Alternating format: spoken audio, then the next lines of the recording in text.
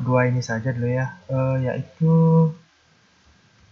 eh, bagian kontras dan bagian pencitraan negatif.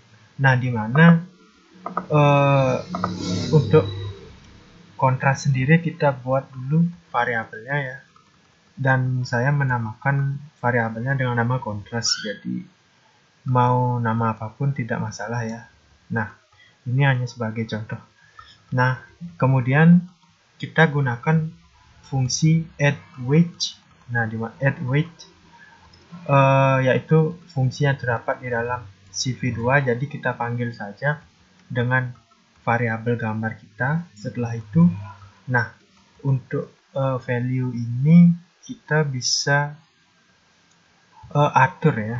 Nah, di mana mengaturnya? Kalau untuk kontras itu bisa kita mulai dari 1 ya, bukan kalau kita mulai dari min 1, mungkin gambarnya mungkin akan hancur gitu ya, berantakan, tampilannya berantakan ya.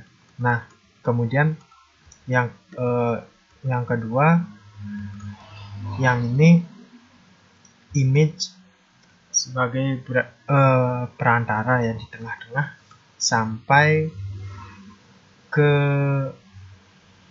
min 400. Jadi kontras itu seperti kecerahan gitu ya, seperti ada kecerahan gitu, mungkin akan berakhir sampai di minus berapa kalau dilihat dari dijalankan dari sisi kiri ke kanan ya, seperti itu ya. Dan ini bisa kita sebenarnya saya bisa ubah-ubah ini, cuma saya menggunakan angka-angka ini saja ya. Tapi untuk mengubah bagaimana hasilnya, silakan ubah angka ini saja ya, entah itu 10 dan min 400 ini sampai berapa saja. Nah, dan kita lakukan pengujian ya. Nah, di sini kan pengujiannya nih di bawah, terus kita tinggal seperti biasa ya, tinggal matikan tanda pagarnya saja ya. Nah, maka hasilnya akan seperti ini.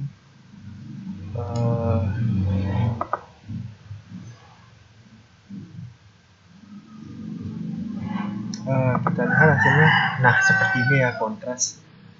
Nah, jadi seperti ini. Nah, kemudian saya akan coba ubah ini kita menjadi angka 11. Ini bisa dirubah-rubah saja ya. Kita coba 255. Berapapun ya, tidak masalah. Kita lihat. Nah, maka hasilnya juga akan terlihat seperti ini. Jadi value-nya bisa kita ubah-ubah antara ini dan ini. Oke. Jadi seperti itu hasilnya. Kita tutup komentar lagi. Kita beralih ke pencitraan negatif di bawahnya, di mana fungsinya hampir sama seperti kontras. Bisa dikatakan kontras dan pencitraan negatif ini bisa dikatakan berlawanan ya. Kalau negatif itu mungkin kebalikan dari kontras ya, kalau saya lihat berdasarkan hasil yang sudah saya eksekusi sebelumnya. Jadi sama ya, sama fungsinya seperti ini. Kita panggil variabel gambarnya yang mana, terus kita beri value berapa, terus yang kedua ini juga kisaran berapa, ini sebagai penengah, dan ini bisa kita rubah sama seperti ini ya, sama seperti di atas. Nah, jadi seperti itu. Sekarang kita lakukan pengujiannya ya, dan kita lihat hasilnya akan seperti apa. Nah, jadi gambar yang sudah kita masukkan ke dalam kode ini akan berubah menjadi gambar dengan proses pencitraan negatif. Jadi seperti ini.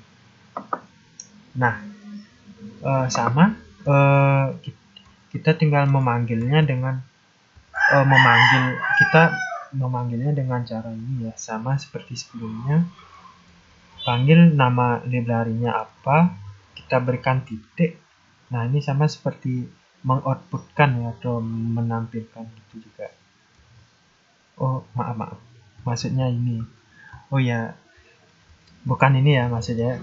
Ini add-wig ini adalah fungsinya ya, fungsi untuk mendapatkan suatu pencitraan. Jadi fungsinya ini bisa kita manfaatkan gitu loh. Entah mau kita membuat pencitraan menjadi kontras atau negatif, kita bisa memanfaatkan ini seperti itu ya. Nah, mohon maaf sebelumnya. Jadi nah, untuk menampilkan ya, kita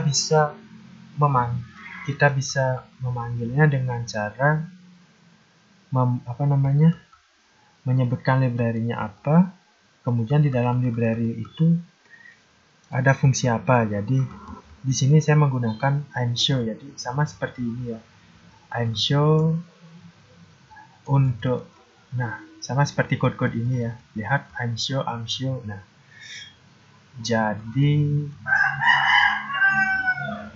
saya tinggal memberi namanya, misalnya untuk outputnya nanti akan terlihat gambarnya diberi, hasil eksekusinya diberi nama negatif. Jadi seperti itu. Kemudian kita tinggal panggil variabelnya. Nah, karena saya membuat variabel dengan nama negatif, silakan panggil di sini. Nah, jadi seperti itu.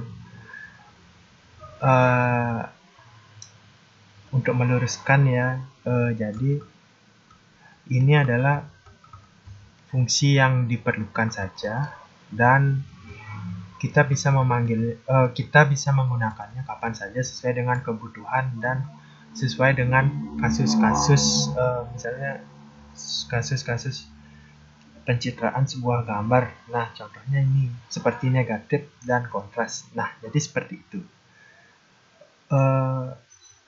Hal ini saya akan melanjutkannya di tutorial berikutnya atau part berikutnya.